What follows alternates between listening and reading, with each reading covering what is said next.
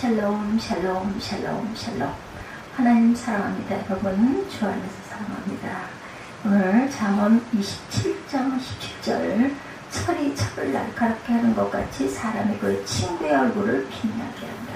이런 아주 귀한 말 27장 17절 말씀 보죠. 철이 철을 날카롭게 하는 것 같이 사람이 그의 친구의 얼굴을 빛나게 한다. 철이 철을 쳐서 더 날카롭게 하고 단단하게 만들어 제대로 쓰임받을 수 있게 하는 것이 친구일 수 있다. 그 친구, 좋은 친구죠. 친구라는 관계가 굉장히 중요한 관계라고 얘기하고 있어요. 신앙의 친구를 많이 만드시기 바랍니다. 하나님이 세상의 사람을 하나님의 사람으로 부르셨어요. 하나님의 친구가 되기 위해서입니다. 요한복음 15장 13절에서 15절까지 사람이 친구를 위하여 자기 목숨을 버리면 이보다 더 큰 사람이 없나니 너희는 내가 명하는 대로 행하면 곧 나의 친구라. 이제부터는 너희를 종이라 하지 아니하리니 종은 주인이 하는 것을 알지 못하니라. 너희를 친구라 하였노니 내가 내 아버지께 들은 것을 다 너희에게 알게 하였습니다. 하나님이 세상에 있는 사람 중에 하나님 사람으로 하나님의 친구로 부르셔서 세상에서 떨어지게 하시고 세상에 대해서 고립되고 세상과 분리되게 하십니다. 하나님의 친구가 되기 위해서 세상을 미워하게 하시죠. 내가 세상을 미워하고 싫어하는 것도 있고 또 세상도 또한 나를 미워하죠. 너 그렇게 살면 안 돼 하면서 걱정합니다. 세상의 것이 너무 좋다면 하나님의 친구가 될 수 없습니다. 중학교 때 제일 친했던 남자 친구가 한 명 있었다고 그래요. 이 친구에 대해서 질투를 많이 했다고 합니다. 그 친구는 이 친구가 조숙해서 동기들 중에 가장 먼저 결혼을 했다고 그러죠.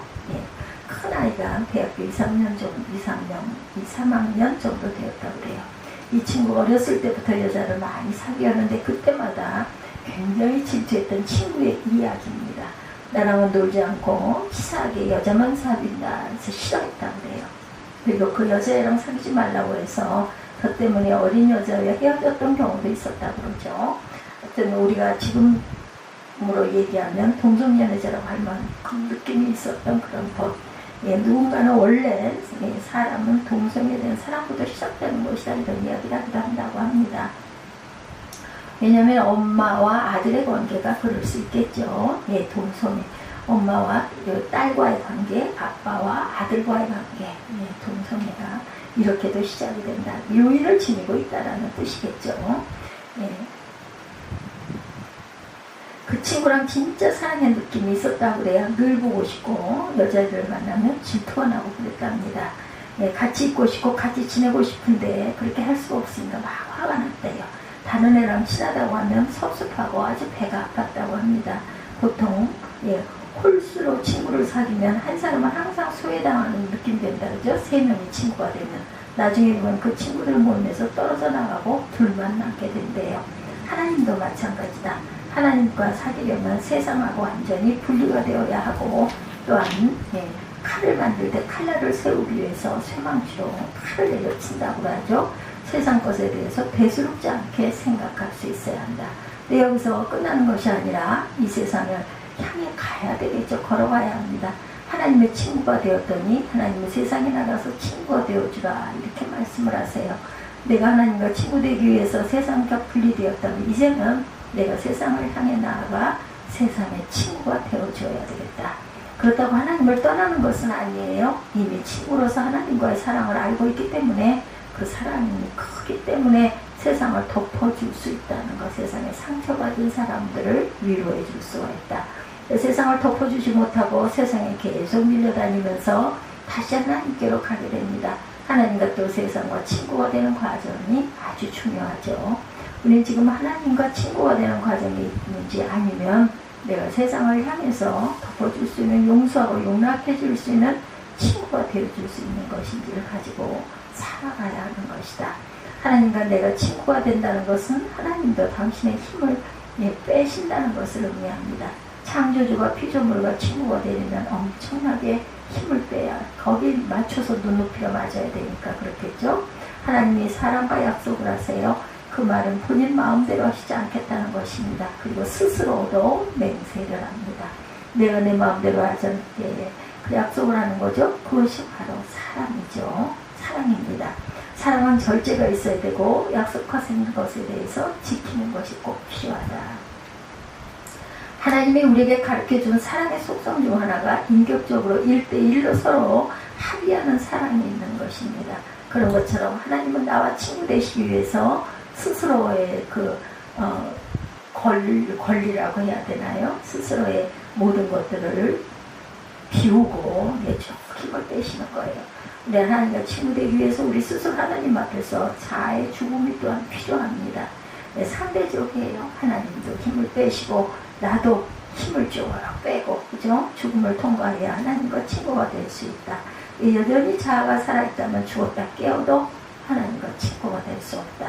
자아라는 것이 단지 퍼스널, 인격을 얘기하는 것이 아니라 정과 육이라는 육신이 가지고 있는 죄성을 얘기합니다. 자아의 죽음을 통과해야지만 하나님과 친구가 될 수 있다. 그런 친구의 관계가 되기 위해서는 서로가 서로를 날카롭게 닦아야 한다. 하나님이 하나님 되시고 나는 나 되는 것이 철이 철을 날카롭게 하는 것과 같다라는 거예요. 네. 칼을 만들 때 칼날을 세우기 위해서 쇠망치로 칼을 내려치죠. 채와 새가 서로 치고받으니까 그것이 점점 날카로워집니다. 우리가 하나님 앞에 어떻게 성장할 수 있을까, 어떻게 하나님 안에서 온전해지고 완전해질 수 있을까 하는 것은 사람과 사람 안에서의 날카로움이 부딪혀야 될 수 있다. 그래야 점점 하나님 앞에 온전과 완전으로 나아갈 수 있다. 근데 아파서 안 맞으면 무딘 채로 있는 거예요. 그 무딘 칼을 가지고 전쟁터에 나가서 사람을 맞춰도 하고 끝나는 거 죽일 수가 없어요. 검이 되어야 하는데 막대기로 붙이게 된다. 물론 몸집을 키워 세게 치면 막대기로 맞고 사람이 죽기도 하지만 사과 하나도 쪼개지 못하는 무딘 칼이 될 수밖에 없다. 지금 옆에 있는 사람이 다 나를 날카롭게 만들어주는, 무기로 만들어주는 사람들인 것을 알아야 한다. 예, 일부러 상처를 주기 위해서 모인 것은 아니지만 사실 얼굴만 봐도 상처가 되는 사람도 있습니다. 그것이 하나님 앞에서 온전과 완전으로 가려고 하는 관계 안에서의 날카로움이고 그것이 돕는 배필이고 그것이 반드시 있어야만 되는 것이다. 없으면 나는 좋은 사람이야, 나는 괜찮은 사람이야 라고 하면서 사는 것인데 안 괜찮은 것이 나타납니다. A라는 사람을 피하면 A가 하고 A를 피하면 A 다시를 피하면 A 다시가 온다라는 거. 한 사람을 통과하면 다 같은 종류의 사람이기 때문에 다 통과가 되지만 그렇지 않으면 계속 만나게 되는 것이라는 거예요. 어떤 사람이 볼 때 상처를 줄 때 그 안에서 내가 죽으면 칼이 부러져서 끝나는 건데 거기서 끝까지 버티고 싸우다 보면 어느 순간에 그런 사람이 왔을 때 한 번 해봤는데 느낌을 아니까 그 자리에서 그 사람 때문에 죽지 않고 다르게 표현해주고 다르게 얘기해 줄 수 있다. 그리고 오히려 그 사람을 통해 사랑을 알게 된다는 거죠. 한 사람을 통과하면 많은 사람을 얻을 수 있고 많은 사람을 얻으면 모든 사람을 내가 구원할 수 있는 것과 같다. 사람들은 저 사람만 없어지면 제일 행복하겠는데 라고 생각합니다. 근데 그 사람 없어지면 또 다른 사람이 있다는 것. 그래서 관계 안에서는 피하는 게 상책이 아니고 피하는 것이 전쟁의 방법 중에 하나인데 그것은 전쟁에 나갔을 때이고 내가 관계 안에서 무기를 만드는 과정에서는 피해서는 안 된다. 그런 관계는 피 터지게 한번 싸워서 풀어야 한다는 거예요. 근데 그 사람이 죽을 수도 있어요. 그럴 때는 장례식을 아주 성대하게 치러주자. 예. MBTI로 얘기하면 16가지의 종류의 사람들이 있고 애니어그램으로 얘기하면 9가지 종류의 사람들이 있다고 합니다. 관계 안에서 철이 더 날카롭게 하는 것 같이 사람이 왜 친구의 얼굴을 빛나게 한다. 빛나게 하는 친구를 만들고 그 안에서 친구의 관계를 맺고 살아가는데 그렇게 하기 위해서는 어떻게 해야 되는지 27장의 친구 만드는 방법에 대해서 얘기하죠. 자랑하지 말라. 1절입니다. 너는 내 일들을 자랑하지 말라. 하루 동안에 무슨 일이 일어났는지 내가 알 수 없습니다. 1절에 이렇게 말하고 있어요. 왜 자랑하지 말아야 하느냐면 자랑이라는 것은 시간의 개념이기 때문입니다. 내가 오늘 열심히 자랑했는데 다음날 그것이 모욕이 되고 수치가 될 수도 있다. 이제 뭐든지 할 수 있다고 큰소리 어제 쳤는데 그 다음날은 바로 넘어지기도 한다. 특별히 관계 안에서 사랑하지 말라는 것은 자기 중심으로 생각하게 되기 때문이다. 예를 들면 제 욕을 듣더라도 제가 사람들 안에서 이야기의 중심이 되었으면 좋겠다고 얘기하는데, 하나님은 어떤 때는 나를 리더로 세우시고 어떤 때는 보조자로 세울 때가 있고 어떤 때는 그냥 거기에 참석하는 것만으로 나를 두실 때도 있다. 신앙의 관계도 마찬가지. 내가 어느 자리에 있는 것인지 굉장히 중요합니다. 그 자리에 있으면 되는 거예요. 만약 내가 하나님을 나의 동쪽에 수무장으로 세우셨는데 나는 서쪽에 가서 대장이 되겠다고 거기에 가 있으면 안 된다는 것입니다. 자기 자리가 되는 것, 자기를 지켜야 되는 것이다. 그런데 자리를 찾지 못하고 자기 중심적으로 가버리면 자기 자랑에 대해서 결국에는 관계가 깨지게 된다라는 것. 타인이 너를 칭찬하게 하고 내 입으로 하지 말며 외인이 너를 칭찬하게 하고 내 입술로는 하지 말지니라. 자기 중심이 아니라 누군가가 나를 세우면 그 자리에 들어가 있으면 된다. 굳이 내가 해야 된다고 생각하지 말아라. 내가 안 해도 할 사람이 많고 내가 없으면 대단하게 문제가 될 것이라고 생각하는데 세상은 너무 편안하게 잘 움직이고 있고 아무 일도 일어나지 않는다. 어떤 사람 자기 해야 할 때인데 나서지 않아도 문제가 된다는 거죠. 청개구리의 신앙이 있다라는 겁니다. 해야 할 때는 안 하고 안 해야 할 때 하겠다고 우기는 그런 게 문제가 된다. 그때 내가 자기 자리를 찾아가면 때를 맞추는 것이 관계 안에서 굉장히 중요하다는 거. 네, 그래서 타임, 시간에 따라, 경우에 따라, 장소에 따라 어떻게 내가 처신할 것인가, 어떤 옷을 입을 것인가가 중요하다. 네.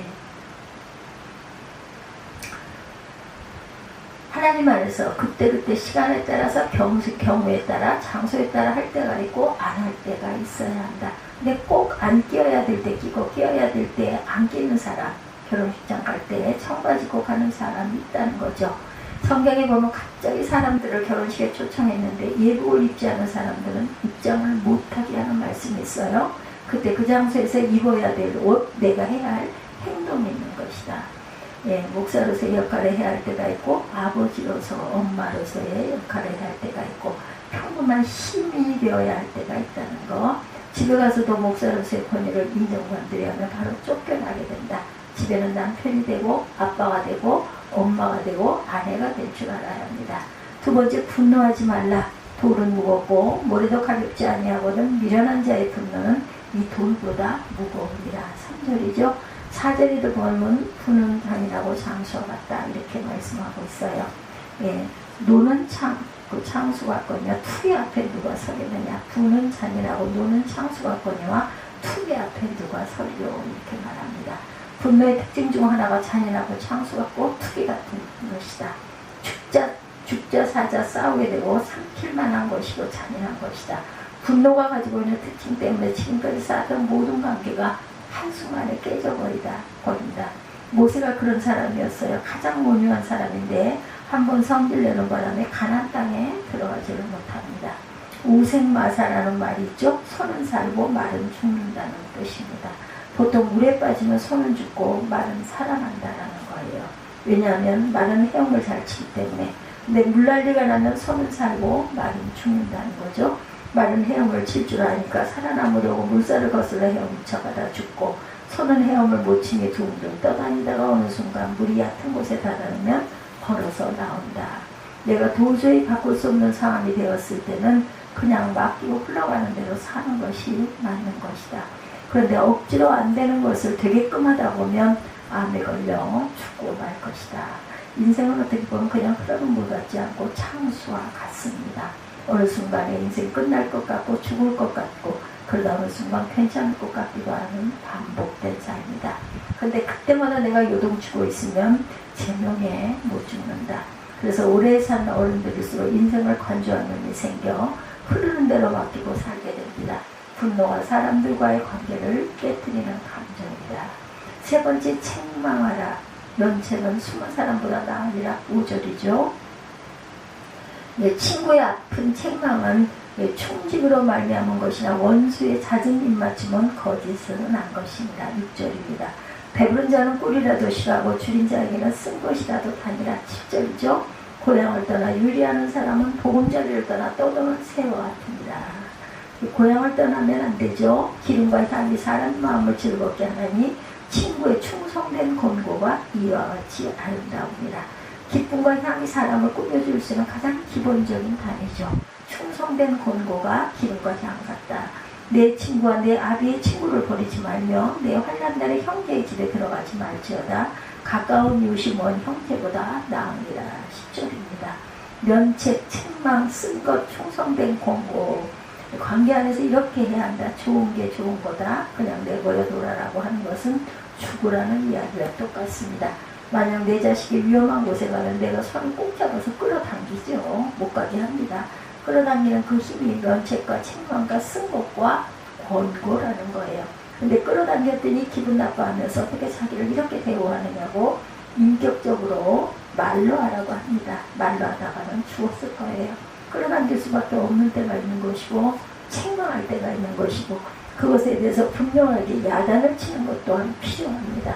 야단치지 않는 관계는 문제가 있는 관계예요. 굉장히 나이스하고 좋아 보이는데 개 모임이 아닌 이상 책망해야 합니다. 배부른 자는 꿀이라도 싫어하고 줄인 자에게는 쓴 것이라도 다니라.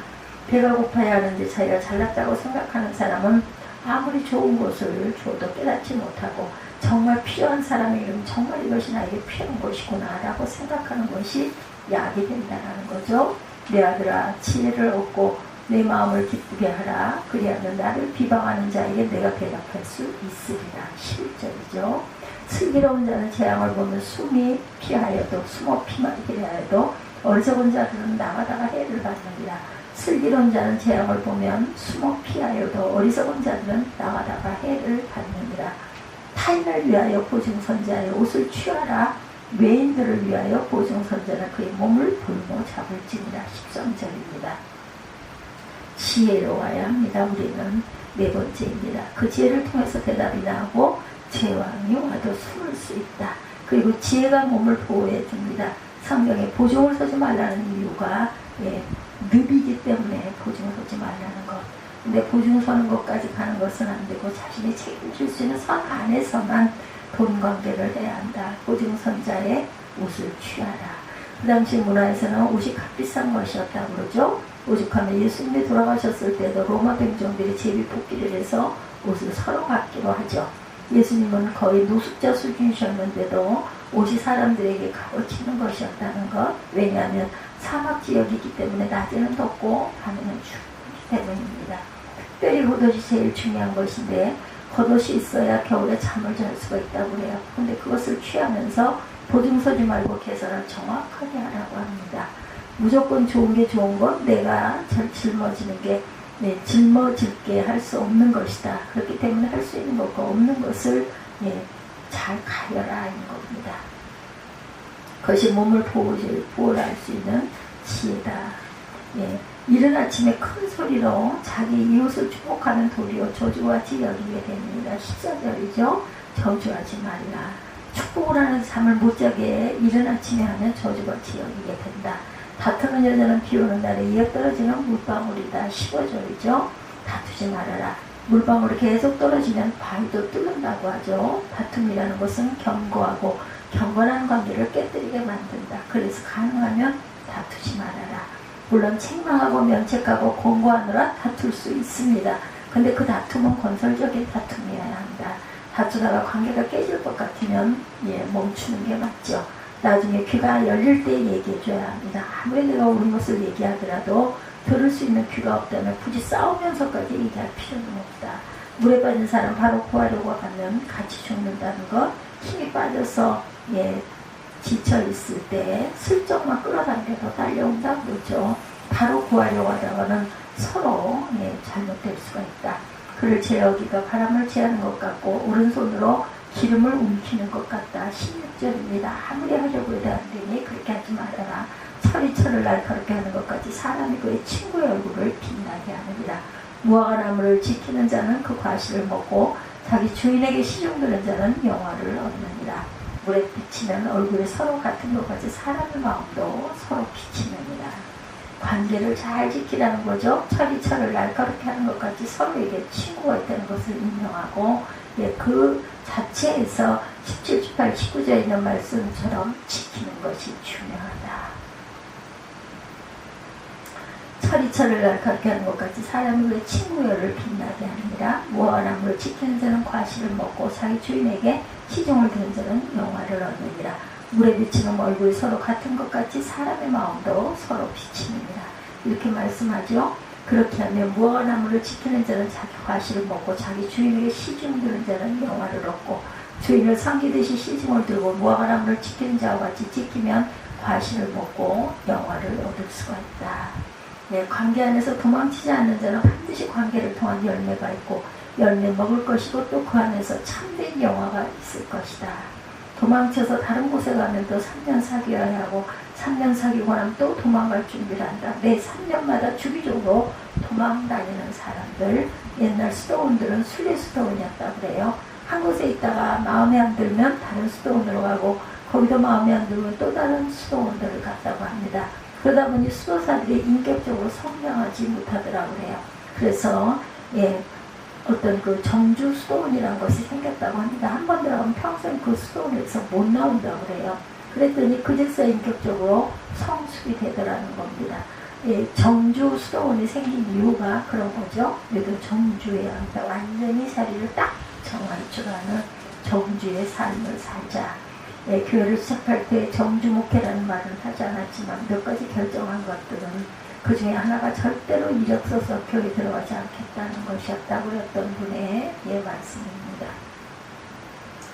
나의 스펙을 다른 사람을 이겨먹는 스펙으로 사용하지 말아야 되겠다, 이런 결정을 했다고 그래요. 그래서 한 번도 이력서를 써본 적이 없는 분. 요즘에는 장로님들이 목사님들이 시험을 본다고 그러죠. 설교를 들어보고 자기 마음에 드는 목사를 고른다고 그래요. 보통 한 교회에 최소한 20명 정도가 지원을 하고 많은 데는 100명씩 지원을 한다고 합니다. 그래서 지원한 사람 중에 3사람 정도 뽑아서 설교를 다시 들어보고 설교가 마음에 들면 그 목사님을 모신다고 그러죠. 설교를 듣고 은혜를 받아야 심사를 하는 그 꼴을 안 보겠다는 거죠. 설교를 듣고 은혜를 받아야지 심사를 하는 그 꼴을 안 보겠다. 그랬더니 사람들이 개척을 하라고 말을 하더라죠. 그 다음에 결정한 것 중에 하나가 한 교회 평생 있겠다. 보통 감리교회는 목사가 교회 옮기는 것이 아주 쉽다고 그럽니다. 그 다음에 결정을 한 것 중에 하나가 평생, 그렇게 하지 않고 평생 지지고 볶으면서 이 수준이라도 하겠다는 것. 관계라는 것은 평생 간다. 한 번 해병되면 영원한 해병된 것처럼 한 번 인연을 맺고 살면 도망갈 생각하지 말고 평생 같이 간다고 생각하고 사는 것이 맞다. 물에 비치면 얼굴이 서로 같은 것 같이 사람의 마음도 서로 비치느니라. 19절이죠. 철이 철을 날카롭게 하는 것처럼 서로 비춰준다. 스월과 아바도는 만족함이 없고 사람의 눈도 만족함이 없느니라. 관계 안에서 만족함을 버리자. 만족할 수 없어요. 결혼을 해도 외롭고 결혼하지 않아도 외롭고 애가 있어도 외롭고 없어도 외롭다. 만족이 중요한 것이 아니라 자족이 중요합니다. 돈이 있어도 외롭고 돈이 없어도 외롭습니다. 한 번도 돈이 있어 본 적이 없지만 행복한 삶을 살아야 되겠죠. 불행하다고 생각해 본 적이 별로 없는 것, 자족하고 사는 것이 중요하다는 거죠.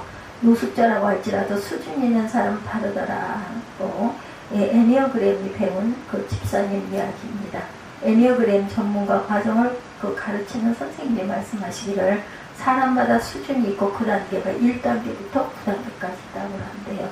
근데 그 사람은 아무리 노력해봤지만 2단계까지밖에 암상이 안 된대요. 기독교는 모든 사람의 9단까지 가는 것을 전제하고 있습니다. 그래서 우리는 노숙자로 살아도 우아하게 살아야 할 것이다. 어차피 우리는 빈민이죠. 빈민이라 할지라도 9단계 빈민으로 살아가야 된다. 서로에게 만족할 수는 없습니다. 솔과 아바돈이라는 것은 어둠이죠. 솔과 아바돈이 끝이 없는 것처럼 사람의 눈도 만족함이 없기 때문에 그것 자체를 자족하고 살아라. 21절입니다. 도가니로 은을, 풀으로 금을, 칭찬으로 사람을 단련하십니다. 서로가 서로에게 칭찬을 해주라. 책망하고 면직하고 쓴 것을 주고 공부하는 것처럼 좋은 것 있으면 칭찬을 하라는 거예요. 운동권으로 살아서 칭찬에 굉장히 인색하신 분들, 집안의 분위기도 일반 문화가 있어서 양반 문화가 있어서 칭찬을 하면 안 된다고 생각하고 이런 가정들이 있다고 그러죠. 그 예전에 가부장적이고 아주 엄격한 가정, 그래서 한 번도 자식들에게 칭찬해 주지 않은 아버지, 늘 열심히 하라고만 야단만 치셨다고 그래요. 그래서 이제 칭찬받는 것도 어색하고 칭찬해 준 것도 어색한 아드님이 이런 이야기를 합니다. 칭찬할 때마다 의외로라는 표현을 한다고 그래요. 지금은 많이 나아졌는데 20대 보는 것마다 비판했다고 합니다. 미련한 자는 곡물과 함께 절구해 놓고 고기를 찌을지라도 그의 미련은 벗겨지지 아니하느니라. 22절이죠. 미련한 자는 충고를 해도 잘 듣지 않고 요리조리 피해서 미련이 벗겨지지 않는다. 23절부터 27절 자기 것을 정확하게 다루라는 것. 자기 것에 대해 먼저 살피고 부지런해라. 내 양떼의 형편을 부지런히 살피는 내 소떼에게 마음을 두라. 대저 재물은 영원히 잊지 못하나니 멸류관이 어찌 대대있으랴.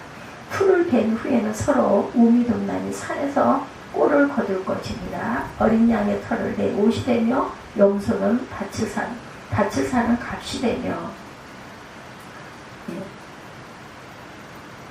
염소의 젖은 넉넉한 너와 내 집안의 음식이 되고 내 여종의 먹을 것이 되느니라. 부지런히 자기 것을 챙기고 사는 것이 지의 관계를 맺어가는 것이라는 것을 잊지 않은 저와 여러분들이 되시기를 주님의 이름으로 축복합니다.